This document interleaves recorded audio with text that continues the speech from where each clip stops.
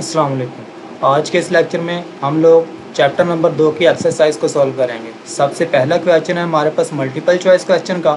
Multiple choice question में सबसे पहले हमारे पास आता है the numerical ratio of displacement and distance is. इनकी जो डिस्प्लेसमेंट और डिस्टेंस की जो न्यूमेरिकल रेशियो होती है वो क्या होती है। अब डिस्टेंस के बारे में हमें पता है कि ये दो पॉइंट्स के दरमियान जो टोटल लेंथ होती है उसको डिस्टेंस कहते हैं, जबकि जो डिस्प्लेसमेंट होता है वो शॉर्टेस्ट लेंथ होती है। तो इस हवाले से अगर देखा जाए तो जो हमारे पास न्यूमेरिकल रेशियो आएगी तो वो आएगी हमारे पास इक्वल टू और लेस देन 1, यानी कि जो वैल्यू होगी वो या तो इक्वल होगी 1 के या फिर लेस देन 1 होगी। तो ये हमारे पास डी ऑप्शन सही बनता है। सेकंड नंबर पे हमारे पास है if a body does not change its position. अगर कोई ऑब्जेक्ट चेंज नहीं कर रहा अपनी पोजीशन को with respect to some fixed point, किसी भी फिक्स पॉइंट के लिहाज से। अब जब कोई ऑब्जेक्ट अपनी पोजीशन को चेंज नहीं कर रहा, इसका मतलब है कि वो ऑब्जेक्ट हमारे पास रेस्ट की हालत में है।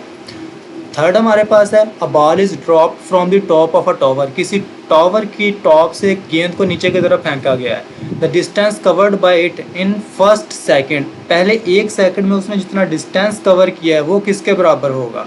अब वो हमारे पास होगा 5 मीटर के बराबर। इसी तरीके से फोर्थ न्यूमेरिकल हमारे पास है a body accelerates from rest to a velocity of 144 kilometre per hour in 20 second. वो 144 किलोमीटर पर आवर की जो वेलोसिटी है उसको 20 सेकेंड के अंदर कवर करती है। हमने ये देखना है कि उसने टोटल कितना डिस्टेंस कवर किया है। अब सबसे पहले तो हमारे पास ये जो 144 किलोमीटर पर आवर है इसको कन्वर्ट करेंगे हम सेकेंड्स में, मीटर पर सेकेंड में। यहाँ पर जो हमारे पास 20 सेकेंड है इसको कन्वर्ट करेंगे किलो आवर्स में। उसके बाद हमें पता है कि जो डिस्टेंस होता है वो वेलोसिटी और टाइम का मल्टीपल होता है। उस फार्मूले के अंदर जब वैल्यूज़ पुट करेंगे तो हमारे पास आ जाएगा यहाँ पे 400 मीटर। तो ये 400 मीटर इसका आंसर है।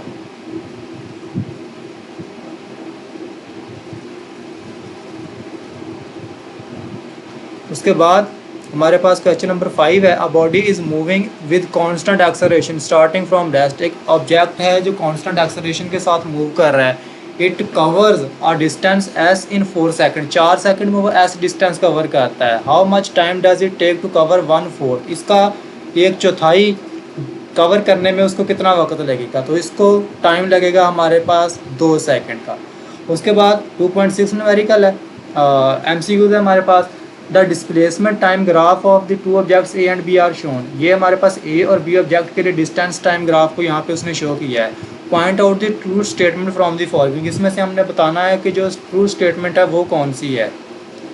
अब अगर इस डिस्टेंस टाइम ग्राफ के ऊपर गौर किया जाए तो अगर पहली स्टेटमेंट को हम पढ़ते हैं the velocity of A is greater than B, कि जो ए की वेलोसिटी बी से ग्रेटर है, हाँ ये वाली स्टेटमेंट हमारे पास ट्रू है।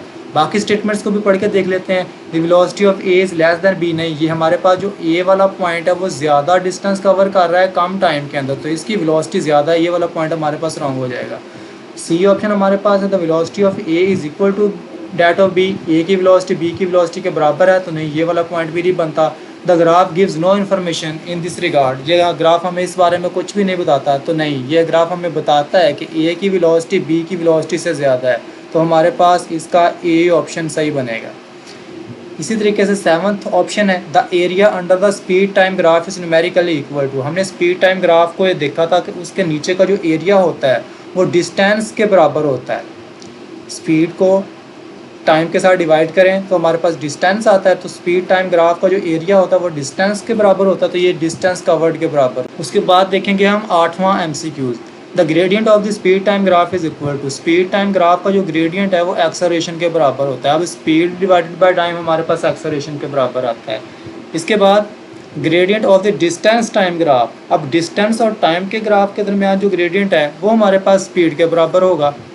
उसके बाद लास्ट न्यूमेरिकल है, उसमें वो कहता है कि car accelerates uniformly from 80.5 kilometre per hour at t is equal to 0 to 113 kilometre per hour at 9 second. ये ग्राफ कौन सा है।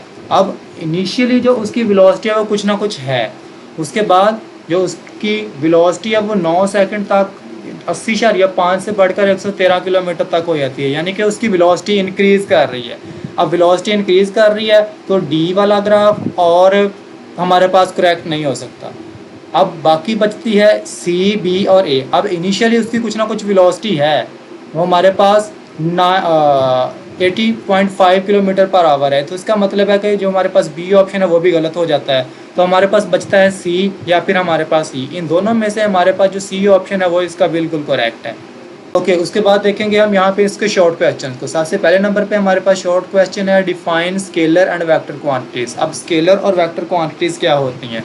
Scalar quantities are those physical quantities which can be described completely by their magnitude and unit। जिन quantities को उसके magnitude और उसके unit के लिहाज से completely describe किया जा सकता है उनको हम कहते हैं कि ये स्केलर quantities हैं। For example mass, speed, time, ये सारे की सारी वो क्वांटिटीज़ हैं जिनको उनके मैग्नीट्यूड या यूनिट के लिहाज से कम्प्लीटली बयान किया जा सकता है। तो ये हमारे पास हैं scalar quantities.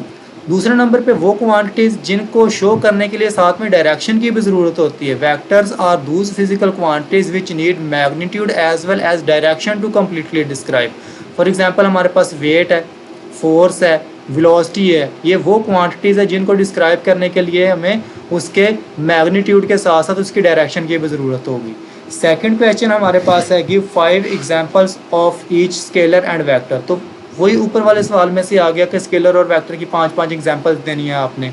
Examples of scalar quantities are mass, speed, time, length, volume, work, energy etcetera. ये सारे की सारी हमारे पास स्केलर की एग्जांपल्स हैं। इसी तरीके से वेक्टर की बात करते हैं तो weight, force, velocity, displacement, momentum वगैरह ये सारे की सारी हमारे पास वेक्टर की एग्जांपल्स हैं। उसके बाद कहता है state head to tail rule. अब हेड टू टेल रूल के मुताबिक ये एक वेक्टर्स को जमा करने का एक रूल है। इसके मुताबिक हम मुख्तलिफ किस्म के जो वेक्टर्स होते हैं उनको ग्राफिकली ऐड कर सकते हैं। तो इसकी स्टेटमेंट हमारे पास ये है according to this method we draw the representative lines of the given vector in such a way that the head of the first vector coincide with the tail of the second vector. हम इस तरीके से draw करते हैं vectors को जिनको हमने जमा करना है कि जो पहला वेक्टर है उसका जो हेड है वो सेकंड वेक्टर की टेल के साथ मिल रहा होता है। Similarly head of the second vector coincide with the tail of the third vector. इसी तरीके से जो सेकंड वेक्टर का हेड है वो थर्ड वेक्टर की जाकर टेल के साथ मिलेगा। इसी तरीके से हमारे पास जितने भी वेक्टर्स हैं वो सारे के सारे इसी तरीके से जमा कर दिए जाएंगे और एट द एंड जो हमारे पास लास्ट वेक्टर है उसके हेड को फर्स्ट वेक्टर की टेल के साथ कोइंसाइड कर दिया जाएगा। तो उसके बाद जो हमारे पास रिजल्ट आएगा वो रिजल्ट हमारे पास होगा रिजल्टेंट वेक्टर। ये हमारे पास हेड टू टेल रूल कहलाता है। उसके बाद क्वेश्चन नंबर 4 है, वो कहता है कि what are distance time graph and speed time graph. Distance time graph क्या है और स्पीड टाइम ग्राफ क्या है, इसमें सिर्फ आपने लिखना ही है। डिस्टेंस टाइम ग्राफ क्या होता है? A graph showing how distance varies with time, कि टाइम के लिहाज से डिस्टेंस कितना वेरी कर रहा है। The gradient represent the speed of the object. इसका जो ग्रेडियंट होता है वो स्पीड को अब रिप्रेजेंट करता है किसी भी ऑब्जेक्ट की। अगर हम स्पीड टाइम ग्राफ की बात करते हैं तो ये एक्सेलरेशन के हवाले से होता है। A graph showing how speed varies with time, कि स्पीड जो होती है वो टाइम के लिहाज से किस तरीके से वेरी करती है और इसका जो ग्रेडियंट होता है वो एक्सेलरेशन को शो करता है। और जो उस ग्राफ के नीचे का एरिया होता है वो हमारे पास उसने कितना डिस्टेंस कवर किया है उस चीज़ को शो कर रहा होता है। 2.5 क्वेश्चन है, falling objects near the earth have the same constant acceleration. Does this implies that a heavier object will fall faster than a lighter object? वो कहता है कि हमारे पास जो ऑब्जेक्ट्स होते हैं वो कांस्टेंट एक्सेलरेशन के साथ मूव करते हैं, तो क्या जो भारी ऑब्जेक्ट है वो जल्दी से ज़मीन की तरफ आएगा बनिस्बत एक हल्के ऑब्जेक्ट के? तो नहीं, ऐसा बिल्कुल नहीं होता। हमारे पास एक्सेलरेशन सेम है जिसकी वैल्यू 10 मीटर पर सेकंड स्क्वायर है, तो उसी के लिहाज से कोई भी ऑब्जेक्ट ऊपर से नीचे की तरफ मूव करेगा। अब यहाँ पे हम देखते हैं no the acceleration due to gravity is the same.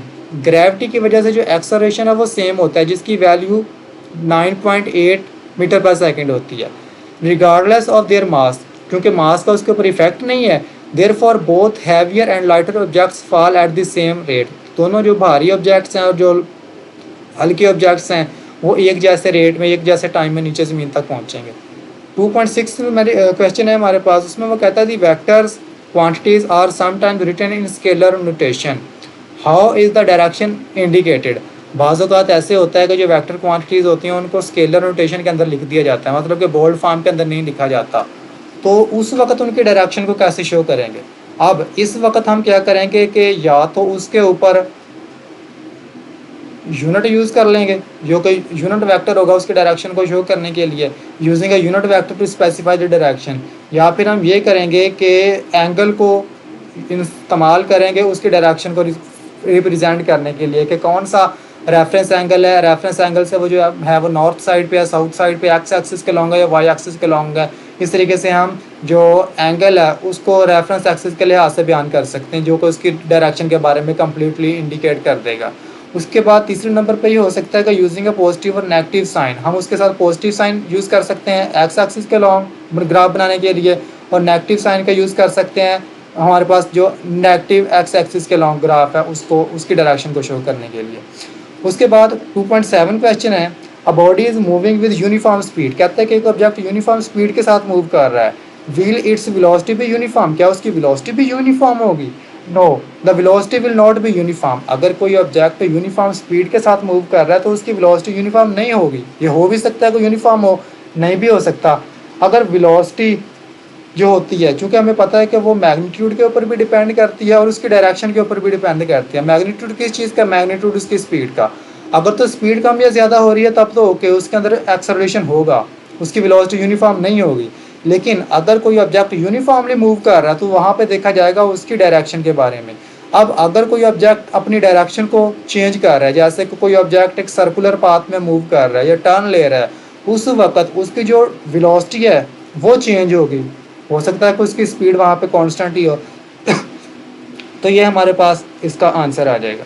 2.8 है, इसमें वो कहता है कि is it possible for a body to have acceleration, क्या किसी ऑब्जेक्ट के लिए है पॉसिबल कि उसके अंदर एक्सेलरेशन हो जबकि वो मूव कर रहा है कांस्टेंट वेलोसिटी के साथ और कांस्टेंट स्पीड के साथ? जी हाँ, अगर कोई ऑब्जेक्ट कांस्टेंट वेलोसिटी के साथ मूव कर रहा है तो उसके लिए इम्पॉसिबल है कि वो एक्सेलरेशन रखता हो, क्योंकि एक्सेलरेशन को प्रोड्यूस करने के लिए हमारे पास दो शर्तें हैं। पहली शर्त यह है कि या तो हमारे पास जो वेलोसिटी का मैग्नीट्यूड है वो चेंज हो रहा हो, और या हमारे पास उसकी डायरेक्शन चेंज हो रही हो। अब जो वेलोसिटी है वो खुद एक वेक्टर क्वांटिटी है, क्योंकि वो एक वेक्टर क्वांटिटी है, इसका मतलब है कि अगर कांस्टेंट वेलोसिटी की बात कर रहा है तो उसका जो डायरेक्शन है वो हमेशा एक जैसी होगी। तो इसका मतलब है कि उसके अंदर एक्सेलरेशन प्रोड्यूस नहीं होगा। लेकिन अगर ऑब्जेक्ट कांस्टेंट स्पीड के साथ मूव कर रहा है तब उसके अंदर एक्सेलरेशन हो सकता है। क्यों एक्सेलरेशन हो सकता है? क्योंकि जो कांस्टेंट स्पीड है, हमने ऊपर भी देखा था कि कांस्टेंट स्पीड का मतलब ये नहीं होता कि वो यूनिफॉर्म वेलोसिटी के साथ मूव कर रहा है। अगर वो किसी सर्कुलर पाथ के अंदर मूव कर रहा है तो सर्कल के अंदर मूव करते हुए हर पॉइंट के ऊपर जो उसकी डायरेक्शन की सिमत है वो चेंज हो रही है। इसका मतलब है कि हमारे पास ये जो ऑब्जेक्ट है कांस्टेंट स्पीड के साथ मूव करने वाला, ये इसके अंदर एक्सेलरेशन हो सकता है कि उसके अंदर एक्सेलरेशन हो। तो ये हमारे पास इसका आंसर है। It is possible for a body to have acceleration when moving with constant speed because if the direction of the motion is changing then acceleration will be produced due to change in velocity. उसकी acceleration की मिकदार के अंदर उसके अंदर produce हो सकती है अगर वो ऑब्जेक्ट एक सर्कुलर पाथ के अंदर मूव कर रहा है और उसकी वेलोसिटी चेंज हो रही है। आगे हमारे पास है कंस्ट्रक्टेड रिस्पांस क्वेश्चंस। अब ये हमारे पास कुछ कंसेप्चुअल टाइप के क्वेश्चंस होते हैं। पहला क्वेश्चन हमारे पास है डिस्टेंस एंड डिस्प्लेसमेंट मे और may not be equal in magnitude, explain this statement. अब जो डिस्टेंस और डिस्प्लेसमेंट है वो मैग्नीट्यूड में बराबर हो भी सकते हैं और नहीं भी। अब इसकी रीज़न क्या है? Distance and displacement will be equal in magnitude when the motion is in a straight line. जब कोई ऑब्जेक्ट एक स्ट्रेट लाइन में मूव कर रहा है उस वक़्त उनकी जो मैग्नीट्यूड है वो सेम हो सकता है। लेकिन अगर वो स्ट्रेट लाइन में मूव नहीं कर रहा, वो कर्व्ड पाथ के अंदर मूव कर रहा है, या उसका जो मोशन का ग्राफ है वो एक स्ट्रेट लाइन नहीं बनती, तब वो जो डिस्प्लेसमेंट है उसकी मिकदार डिस्प्लेसमेंट और डिस्टेंस आपस में बराबर नहीं होगी।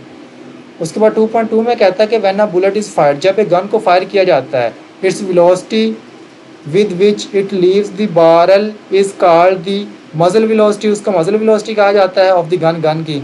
The nasal velocity of the gun with a longer barrel is lesser than that of the another gun with a shorter barrel. In which gun is the acceleration of the bullet larger? कि bullet का acceleration किस में ज़्यादा होता है? एक के अंदर जो मजल वेलोसिटी है वो ज़्यादा है और एक के अंदर कम है। तो इसका आंसर ये बनेगा the bullet in the gun with the longer barrel will have less acceleration. जो लॉन्गर बैरल वाली है उसका एक्सेलरेशन कम होगा क्योंकि it travel through a longer distance, क्योंकि उसने लॉन्गर डिस्टेंस को ट्रैवल करना है। Resulting in the force being applied over a longer time, ज़्यादा टाइम के लिए उसके ऊपर फोर्स एक्ट करती है।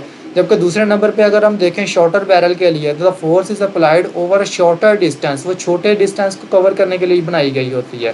तो यहाँ पे इसका जो एक्सेलरेशन होगा वो ज़्यादा होगा। तीसरा क्वेश्चन हमारे पास है, वो कहते हैं कि for a complete trip average velocity was calculated, its value come out to be positive, is it possible that its instantaneous velocity at any time during the trip had the negative value. वो कहता है कि एक trip बनाया गया, उसके अंदर जो एवरेज वेलोसिटी वो कैलकुलेट की गई है और जो आंसर आता है वो हमारे पास पॉजिटिव आता है कि क्या ये पॉसिबिलिटी है कि किसी ख़ास लम्हे में इस ट्रिप के दौरान जो उसकी वेलोसिटी है वो नेगेटिव हो। हाँ, ये पॉसिबल है। The average velocity is determined by the total displacement divided by the total time. वो डिस्टेंस डिस्प्लेसमेंट को टाइम के ऊपर डिवाइड करने से हासिल होती है, जबकि जो इंस्टेंटेनियस वेलोसिटी है वो नेगेटिव भी हो सकती है किसी भी पॉइंट के ऊपर। In the opposite direction of the displacement, अगर वो जो ऑब्जेक्ट है वो अपोजिट डायरेक्शन के अंदर मूव कर रहा है, जैसे कि वो एक टर्न ले रही थी, आप गाड़ी पे मूव कर रहे थे, वो गाड़ी टर्न ले रही थी, या फिर वो रिवर्स कर रहा है, वो पीछे की तरफ या ब्रेक लगाया है उसने या रिवर्स मोशन के अंदर आ गया वो। इसी तरीके से 2.4 है, a ball is thrown vertically upward, किसी बॉल को ऊपर की तरफ फेंका गया है, it returns to the ground in time T time लिया उसने और वो ज़मीन तक वापस पहुंच गई है। कहता कि इनमें से कौन सा जो ग्राफ है वो इसको एक्सप्लेन कर रहा है। तो पहला ग्राफ इस चीज़ को एक्सप्लेन नहीं करता कि वो टी टाइम के बाद वापस भी आई है, क्योंकि यहाँ पे टाइम पॉजिटिव रखा हुआ है, जबकि यहाँ पे हमें नेगेटिव टाइम की भी ज़रूरत है। बी भी इसको एक्सप्लेन नहीं करता, तो सी हमारे पास इस चीज़ को एक्सप्लेन कर रहा है जो ऊपर बयान हुई है स्टेटमेंट के अंदर। अब इसको हम इस तरीके से एक्सप्लेन कर सकते हैं कि when a ball is thrown vertically upward, जब एक बॉल को वर्टिकली अपवर्ड थ्रो किया जाता है with an initial velocity v, और उसकी इनिशियल वेलोसिटी हमारे पास v के बराबर है, it will rise until it reach its maximum height, ये मैक्सिमम हाइट तक पहुंचेगी, उस वक्त तक ये ऊपर की तरफ मूव करती जाएगी। At which points is velocity become zero, वो पॉइंट जहाँ पे जाके इसकी वेलोसिटी ज़ीरो हो जाएगी, and then it will fall back down to the ground, उसके बाद वो ज़मीन की तरफ वापस मूव करना शुरू कर देगी।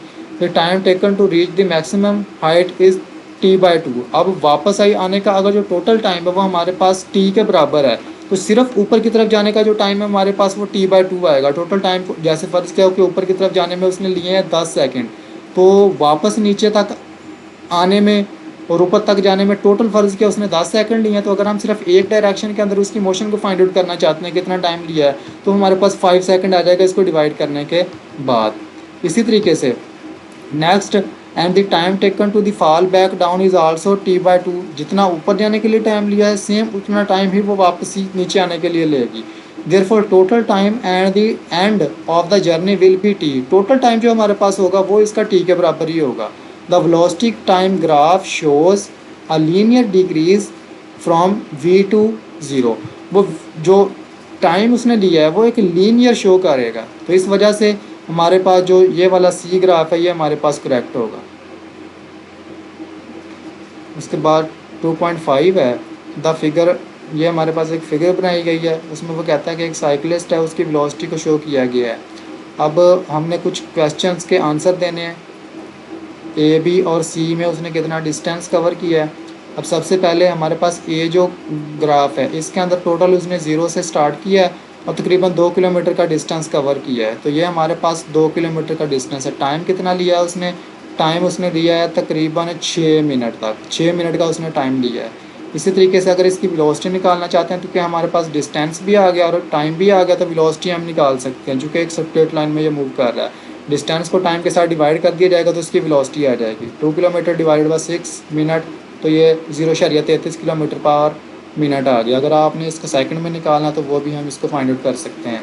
बी पॉइंट में कहता है, ये बी जो पॉइंट है वो अब रेस्ट की हालत में है, वो डिस्टेंस कवर नहीं कर रहा, कुछ वक्त के लिए वो रुक गया है टॉप पे जाके, तो ये हमारे पास डिस्टेंस आ गया इसका 0 किलोमीटर, और जो टाइम इसने लिया है वो लिया है टोटल तकरीबन इसने 5 मिनट का, वो 6 मिनट से लेकर तकरीबन